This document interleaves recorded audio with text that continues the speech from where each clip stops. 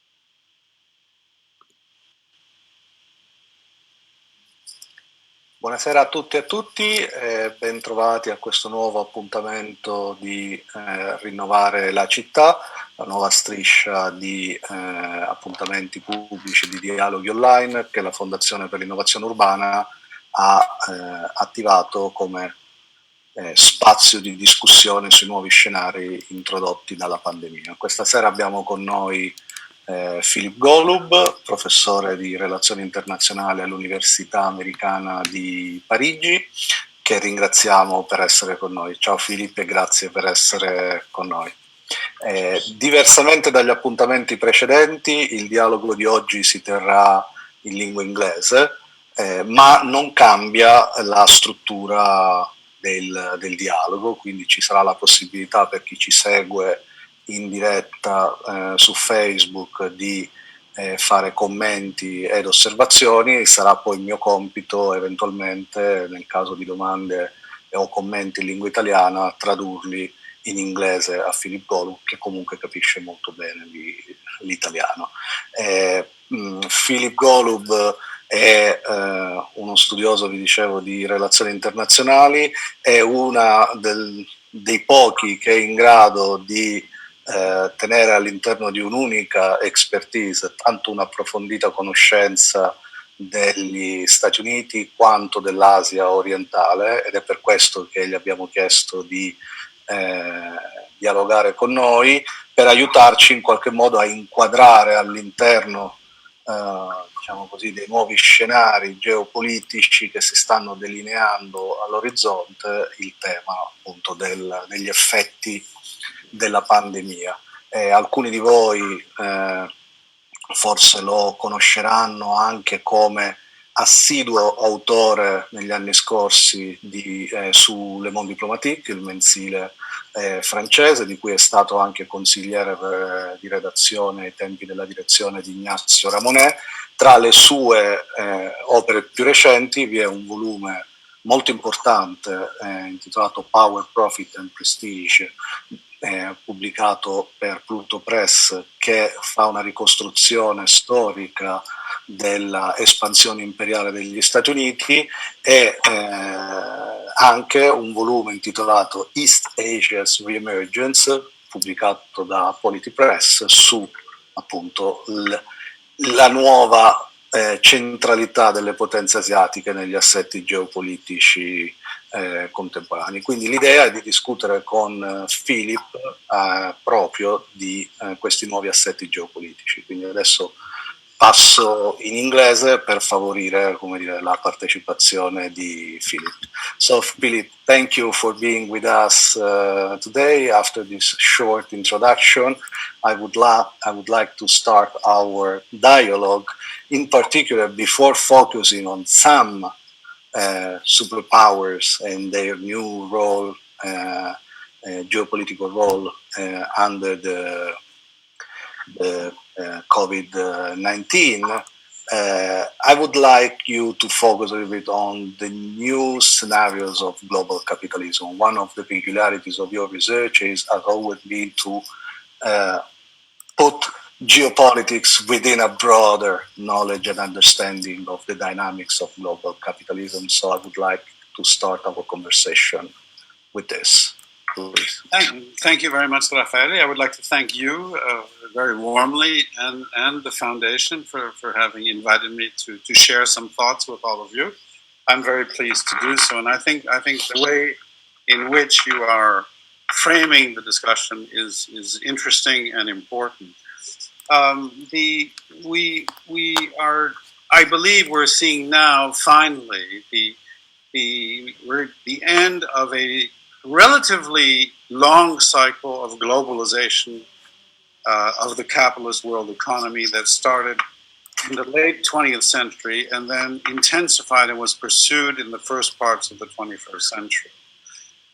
Globalization was characterized in the late 20th century by the constitution of transcontinental financial linkages, transcontinental production and value chains that transcended nation states and that reconstructed the world economy along transnational lines. The overwhelming dominance of capital in this context led to a change in the nature of the balance of power between capital and labor, between states also and capital, pretty much everywhere in the world. Not in a uniform fashion, it varied from country to country and state to state, but there was a general reconfiguration in which global space became the field in which capitalism finally deployed itself. There had been a very long interruption from the end of the 19th century, from the First World War all the way to the end of the Cold War. There had been a long interruption in globalization, capitalist globalization. The world collapsed in the early part of the 20th century. There was war, depression, then World War again. And then during the Cold War, the world was, of course, divided into two. So there wasn't one world. At the end of the Cold War, capitalism became the single dominant structuring form of human social life on the planet, and there were no frontiers left to capitalism.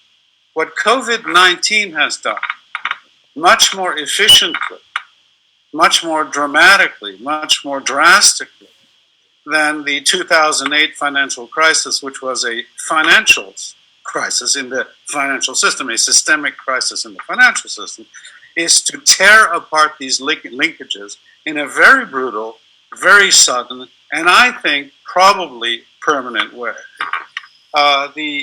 The irony, I think the paradox of the current situation is, here we have an epidemic, a pandemic, a virus that gives us the empirical demonstration of the inescapability of human interdependence at global level, but at the same time that is shutting down the world into enclosed nation states. Borders are being shut, transnational production chains have been shut down, peoples are not allowed to move anymore. 3 billion people in the world are now confined, and many will be confined for very long periods of time.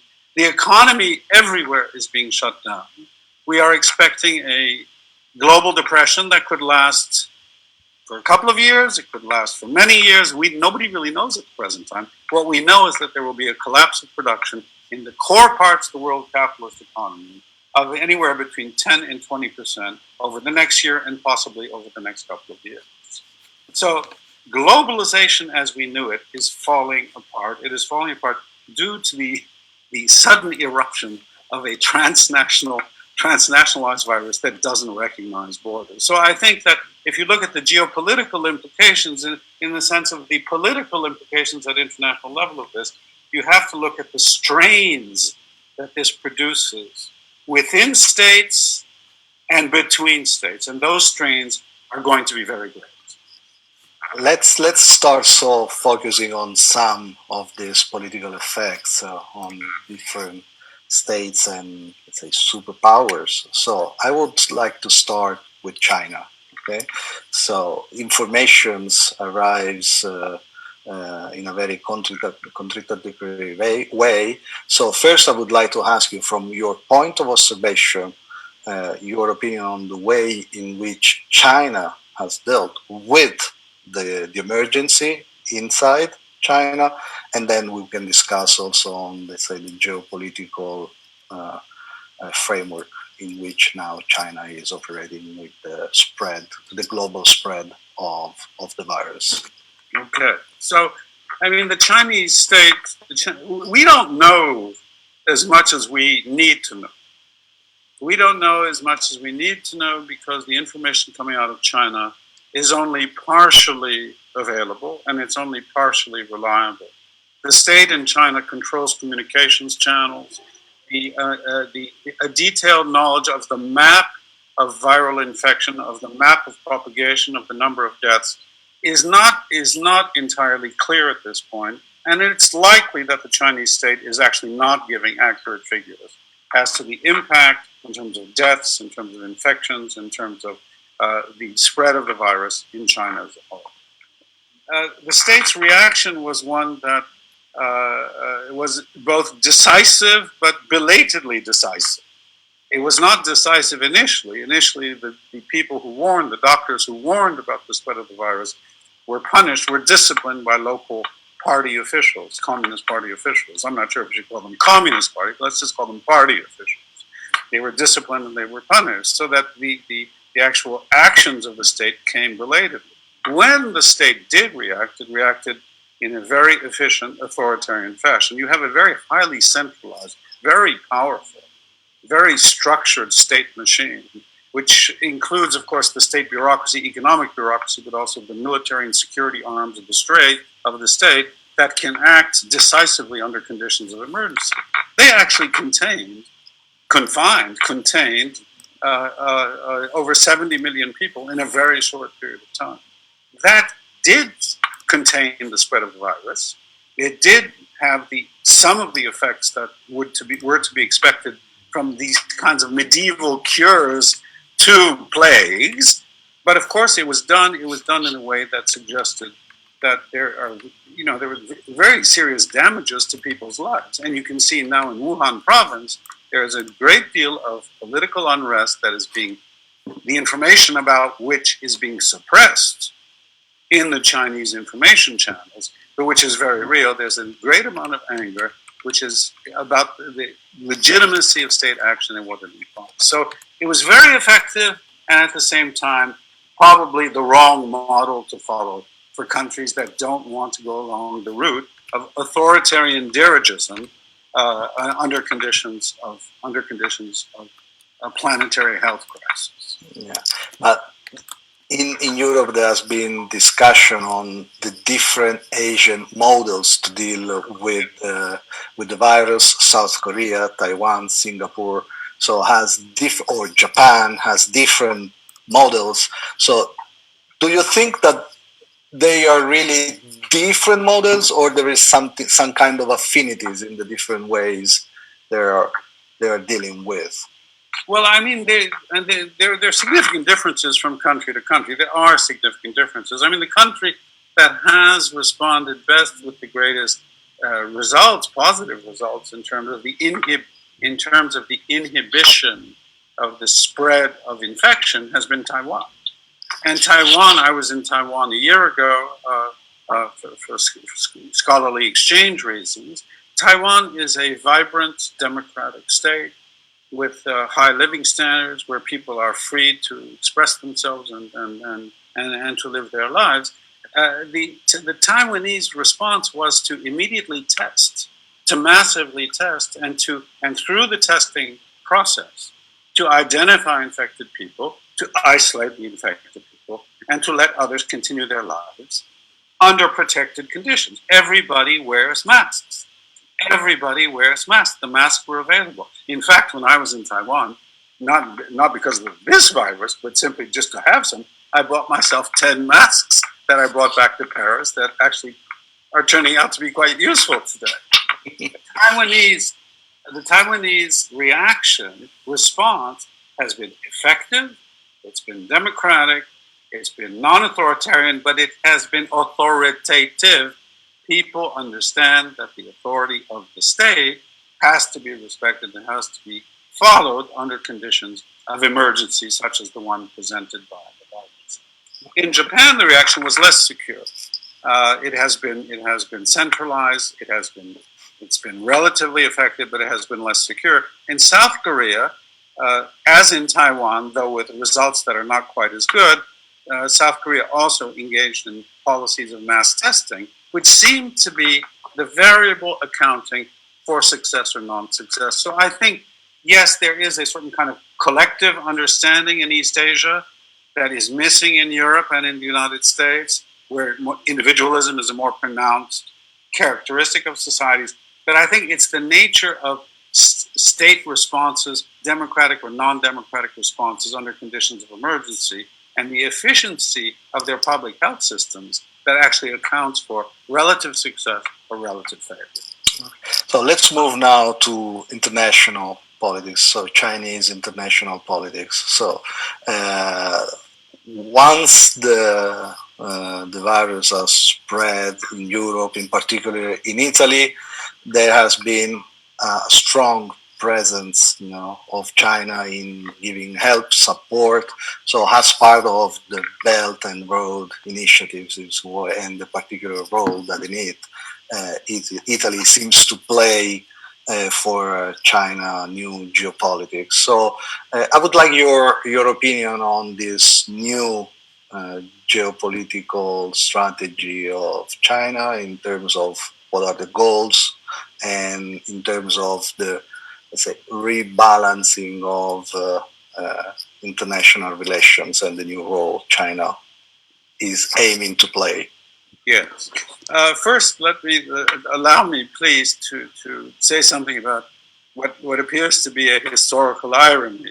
There is one school of historiography on the plagues which suggests that the Great Black Plague, so-called Black Plague, the pest that wiped out a significant part, 40 to 50% of the European population in the 14th century, started in China, probably in Wuhan province, actually, and then traveled throughout the world, both through a continental route and a maritime route that looked pretty much like the Belt and Road routes today. The maritime route was plied by Genoese merchants, and the Genoese merchants, unbeknownst to themselves, brought the Black Plague into Genoese ports. There was no Italian nation state at the time, obviously. They brought it into Genoa. The rats were in the boats, and the rats then spread this throughout Europe, and it reached all the way to what later became, in history, the United Kingdom. So there are some historical linkages there. There are routes through which the infectious paths actually occur. China is, of course, seeking to extend its influence worldwide. It is doing this as part of its understanding of itself as a country that has reemerged after a long historical hiatus, interrupted by colonialism, wars, revolutions, as a major center of the world, in terms of the economy, obviously, but also just simply a major center, determining center of world balance, the world balance. China today considers itself under Xi Jinping as being reborn into a position of centrality in the world, and knows, of course, that this position is contested by the United States. So China has made substantial efforts under Xi Jinping to try to build influence strategies in Europe that are not terribly subtle, in fact, that don't necessarily carry deep foundational changes. China has bought the port of Piraeus in Athens. It is building railways. It is investing in Hungary. It is investing in Italy. Some European politicians find this very useful because it's a certain amount of both money and influence that they can get from this in political terms, domestically, within their own countries. Does this give China great geopolitical clout, great geopolitical leverage over European politics? Not yet. Perhaps in future, but not at the present time. The two factors there are U.S. withdrawal, the U.S. withdrawal from its positions of responsibility and predominance in Europe have played a very important role. And of course, the fact that the European Union responded extremely poorly, as usual, I'm afraid to say, in the face of the Italian crisis. Italy, like Greece, like Portugal, like Spain, faced 10 years of extreme austerity under the Eurozone regimes imposed by Northern Europe. And when the COVID emergency broke out, European help didn't come. There was no immediate élan, as the French would say, of solidarity. Europe still today does not have a coherent policy to try to find a solution to the looming depression that is affecting society. So China is moving in the cracks. Moving in the cracks doesn't mean that they have a position of real or fundamental influence in Europe at the present time. So before discussing Europe, let's focus for a moment on the United States. Okay, so in this new scenario, how do you see the geopolitical role of the US at the moment? So what the crisis has done, the crisis is amplifying fractures that were already there. It is not. It's causing some new fractures, but it's amplifying pre-existing strains and tensions in the international political economy. They're well prior to the COVID-19 emergency. U.S.-Chinese relations were deteriorating very significantly. They already weren't terribly good under Obama. The Obama administration began its pivot towards East Asia in 2011 because it was concerned about the rise of Chinese power in East Asia. But under Donald Trump, bilateral relations between China and the United States have deteriorated very, very substantially. So well before the crisis, the United States and China were actually engaged in what looked like dangerously adversarial politics. The United States was actively seeking to dismantle value chains that had been built up for a long time, production and value chains in China, was pushing American firms through the US firms and other transnational firms through the trade wars to disinvest from China, to move to Vietnam, to India, or even in their dreams back to the United States. They were engaged in pressure strategies vis-a-vis of countries that were negotiating with China on technology transfers or on technology cooperation. I'm thinking of the major fight over Huawei and 5G that has been occurring now for years because of US concerns over Chinese influence in the building of infrastructure for 5G technology. All of this had been going on prior to the crisis. The crisis is likely to amplify this. We're not seeing a new era of coordination and cooperation at the present time emerging at bilateral relations, at bilateral level. Out of the crisis, what we are witnessing is an exacerbation of competitive trends.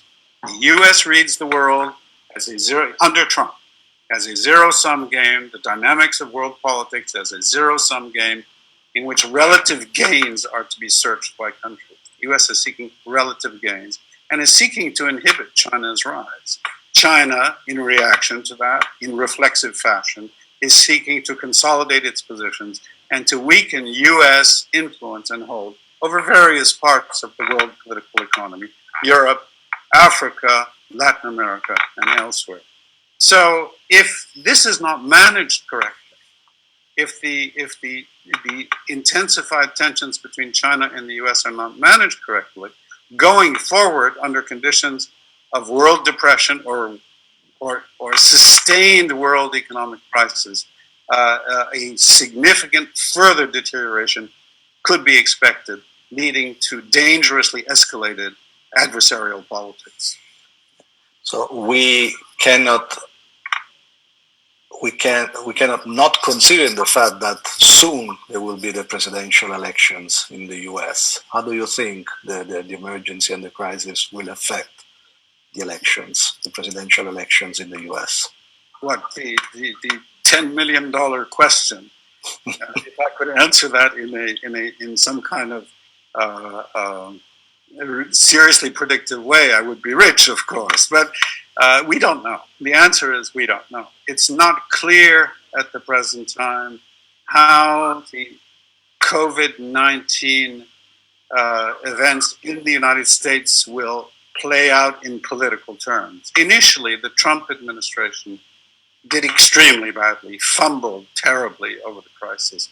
And over the past 2 weeks, it has placed itself, framed itself as a war administration engaged in the protection of people's health in the name of national security and in the name of national belonging. So rally round the flag, rally round the presidency, and rally round the flag. And Trump's popularity ratings have gone up somewhat, not very significantly, but somewhat.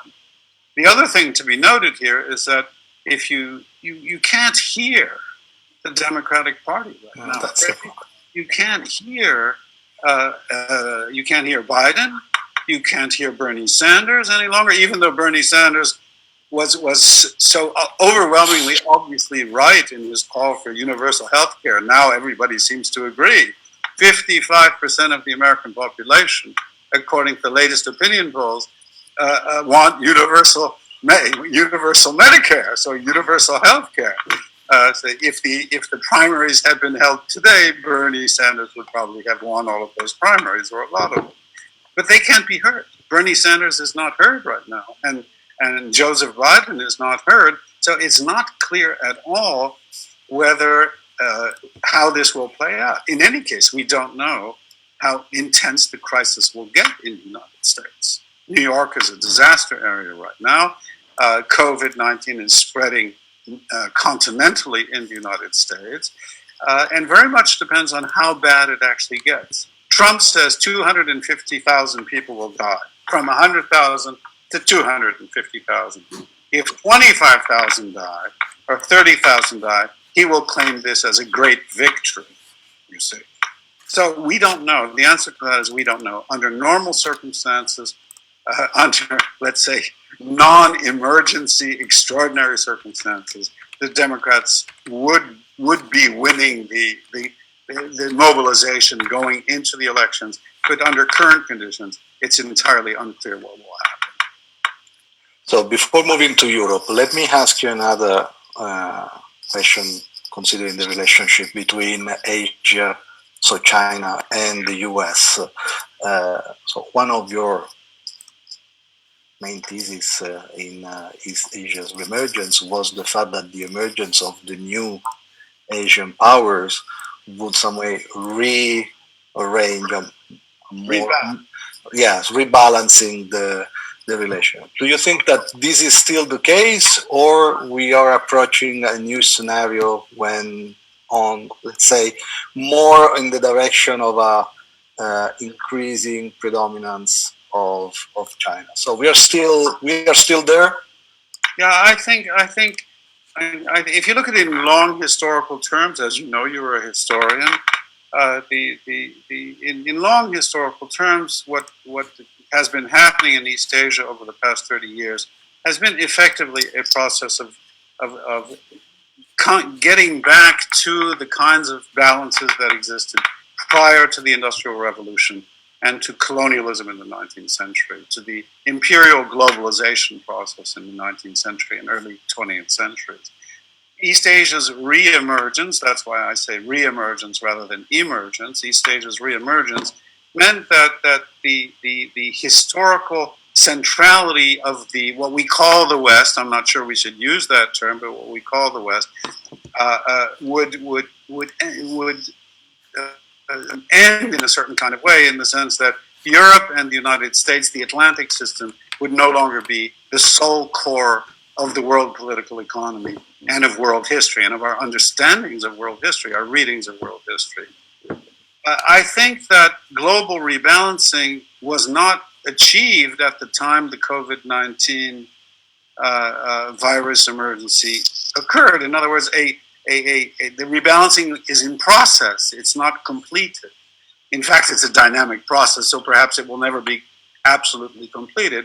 But I don't think we're moving from one center to the other. I don't think we're seeing what Braudel characterized, Fernand Braudel, the French historian, characterized as a recentering of the world system from one center to the next, like from Britain to the United States in the first part of the 20th century. I think what we are seeing is an actual process of balancing in which East Asia, with China at its core, will represent a significant part of the world, an integral part of the world system, but only one part of the world system. The United States is not going to disappear, despite Donald Trump. The United States will survive Donald Trump in some way or other. And what we'll see is a reconstituted world system, I think, around poles, regional poles. And this will be, I think, even more so the case because the cracks in globalization that have emerged clearly in the COVID-19 crisis will force a recentering of production and value chains to continental or regional spaces rather than transcontinental spaces. Europeans, the United States, no longer want to be dependent on China for vital medicines, for masks, and for certain key components of technology, which under conditions of crisis could suddenly be halted. We know this today. These very long chains pose a problem, not only in terms of health and of well-being, but potentially for many countries of national security. So we will see regionalization, I think, intensifying over the next period in a more rebalanced world economy. Of course, there could be much worse scenarios than that. Well, so this brings us to Europe, okay? So in this scenario, the thing is, what's the role of Europe, okay, in this new rebalancing of power? You already mentioned the weak response that Europe has given to the crisis in its early stages. So how do you see the role of Europe in this new international scenario? Well, I think that today there's no choice any longer, or rather there is an existential choice to be made. And it's more existential than it ever has been. That either the Europeans, the peoples and the elites come to an understanding that a true federal system is required where there are significant transfers of competencies and authorities with the normative aim of production of public goods and of the common good, and solidarity in public goods. Or Europe is simply going to become meaningless or fall apart. You cannot have, I think that what the Spanish leader has been saying, Pedro Sanchez, the Prime Minister of Spain, I think what the Italians have been saying, I think what the French have been saying, sotto voce, they're letting the other two speak loudly for them, what the Greeks have been saying. And I'm not talking about leaders that I like. I don't like to lead most of these leaders, but that's an irrelevant point, in fact. That they've been saying something which is true, which is that either the European project actually has as its purpose the creation of a continental space that is cohesive and of solidarity, or it has no meaning and purpose at all. It has no meaning and purpose. And I think the time now will show whether the Europeans have the will and the capacity to actually engage in a fundamental transformation of this kind. This is going to be very difficult because there are very powerful national egoisms, because there is the rise of ethno-nationalism in significant parts of Europe, from Eastern Europe through Southern Europe, through France, and so on and so forth. there are strong centrifugal trends. So this will be a very significant and arduous task, in fact. So, Philip, if you agree, we can just start collect some questions and comments arriving from people who are watching our conversation. The first one is on the role of the institution of globalization, the role that they're playing, in particular the role of the World Health Organization. So, in the new scenario. Yeah, I mean, I think, if you look at there are three possible. I just wrote a small piece on this. I think there are three possible institutional forms that can emerge out of the current crisis at global level. The first is what I would call a thin cosmopolitan configuration, in which the crisis pushes our societies to actually move in the direction of enhanced international and global governance, where we strengthen and renew the international institutions, where we give them more effective means by which to act on world affairs, in other words, to empower those institutions. This includes the World Health Organization. This would include the Food and Agricultural Organization. This would include, in fact, all of the sub-organizations, the vital sub-organizations of the United Nations system, okay? So that we would move towards deeper, denser institutionalization with increasingly empowered international institutional authorities. It doesn't have to be entirely transnationalized, but there would have to be a dose of transnationalism in it, transfers of sovereignty to allow these institutions to exist autonomously. The problem until now of the World Health Organization is that it has been captured at times by private interests, by pharmaceutical companies and lobbies and things of this type. All right, so that's the problem of all international institutions, that there's this private-public tension that always exists in terms of the definition of policy. The second scenario is one where international institutions fall apart, where national rivalries under conditions of the breakdown of globalization, where national rivalries come to the fore, and then you have a realist scenario of intensified competition between nation states with little or no international institutionalization. The third scenario is the one we have today, which is you have weak international institutions and a mix of competition and cooperation among nation states. I favor the first scenario, obviously, at normative level, but that doesn't mean we will get there. I would like the World Health Organization to play a central role in global coordination of research and development of essential tools in defeating the current pandemic, but also in preparing for future inevitable transnational pandemics.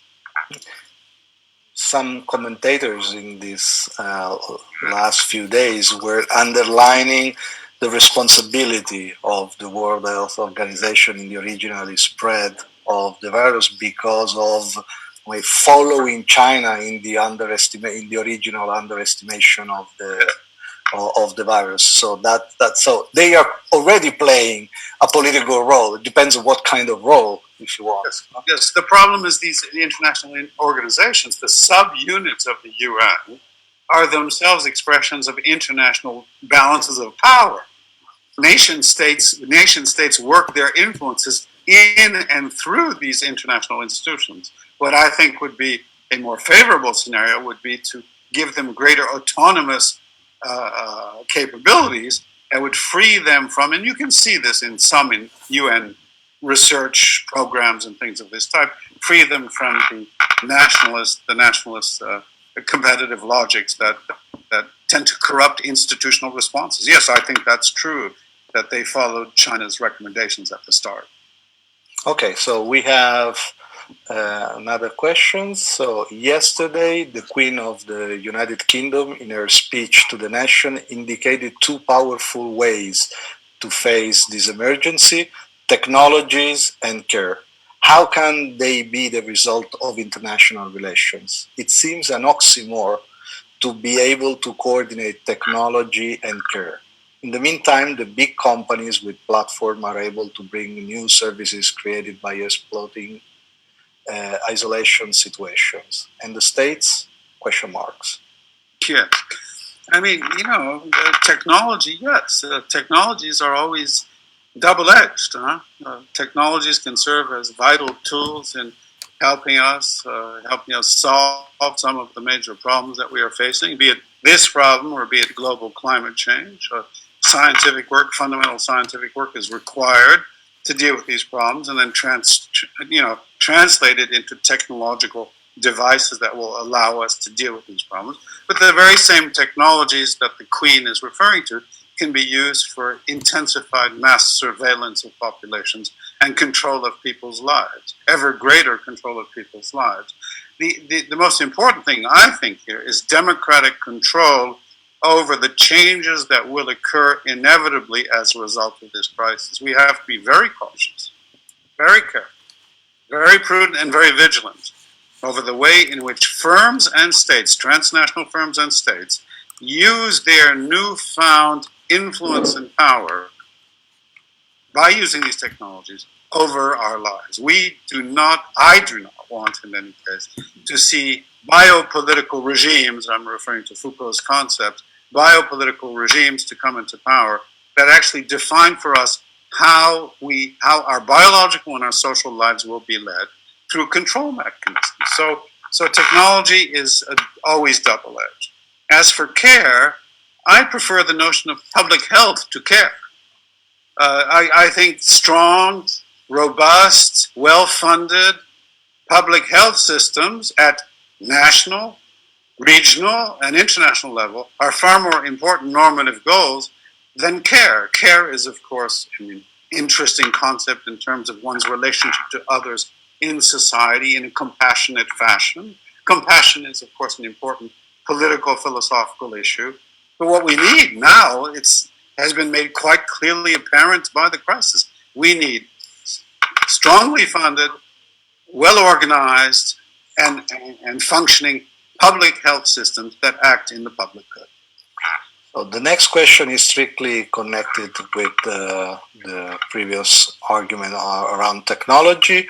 So in light of the strong push for digital transformation that we are experiencing due to the coronavirus, there is a widespread concern over the processing and use of users' personal data. So how should one geopolitically interpret US and Chinese propaganda in relation with the commercial race between China and the US for digital supremacy in Europe? Well, everybody's, all of the relevant actors in the world are going to be fighting for digital control and what the listener calls digital supremacy. There's a race, yes, there's a technology race, and technology race is part of the global competition between states, between firms and states, that has always characterized the world capitalist system, but is more intense today than it has ever been. What are the geopolitical effects of the surveillance society and of technological control? Well, clearly, the countries that have the greatest depth of information control will have an advantage in that international competition. Right now, it's a competition. No one is actually ruling the information system. Europe is not simply a passive victim of all of this. The Europeans themselves, the nation states in Europe, are implementing their own technologies of surveillance and control, so that they're actually actors in this process also, less than China and the US, but they're actors. We are moving towards the end of our conversation. I have two more questions. The first one is on Russia, the role of Russia in this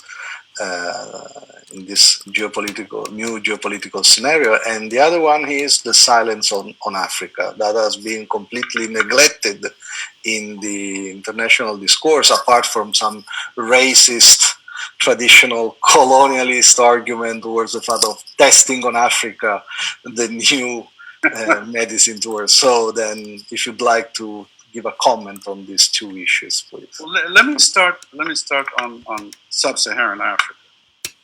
I think it's important, to underline the idea, the fact that there's only a very thin line between a misfortune and an injustice. That acts of God, as the insurers call them, great natural disasters, there's earthquakes, tsunamis, pandemics, and so on and so forth, always pass through social systems, and that therefore there is no pure natural misfortune, that natural events, cataclysmic events of this type, always generate social effects and the pass through societies that are unjust societies. And misfortunes reveal injustices.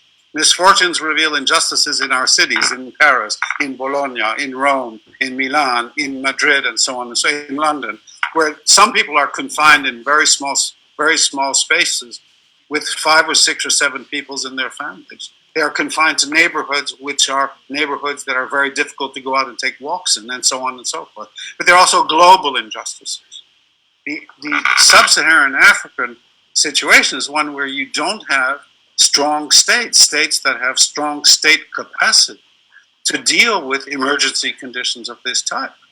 And this is the result of a very long historical process, but also the result of policies that were implemented vis-a-vis of Africa by international financial institutions for decades and decades. Structural adjustment programs that cut public budgets, that cut into government welfare programs.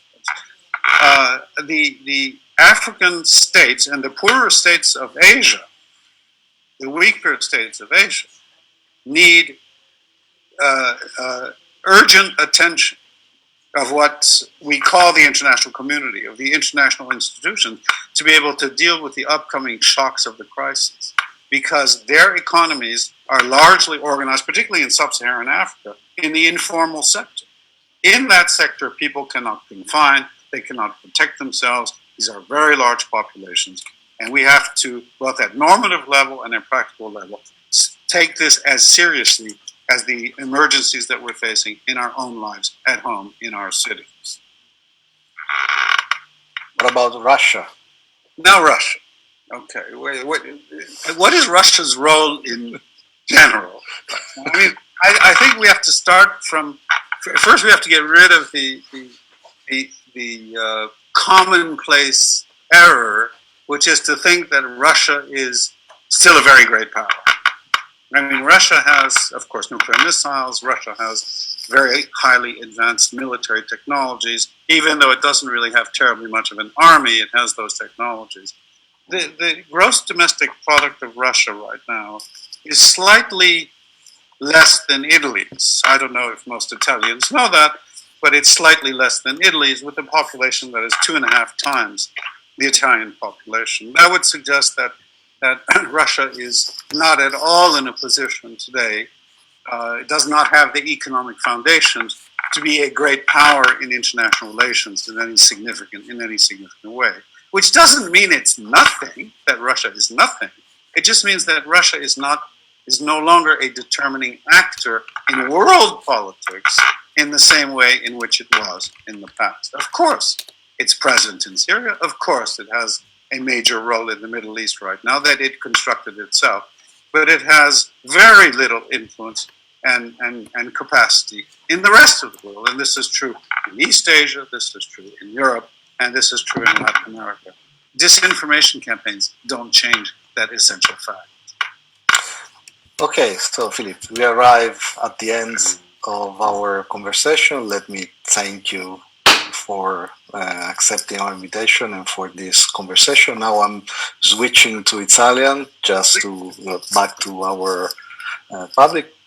Siamo quindi arrivati alla fine della nostra conversazione con Philip Golub, che ringraziamo molto per essere stati con noi. Come al solito ringrazio chi rende possibile queste dirette, Margherita Caprilli, Fabio Tommasini e tutto lo staff della Fondazione per l'Innovazione Urbana.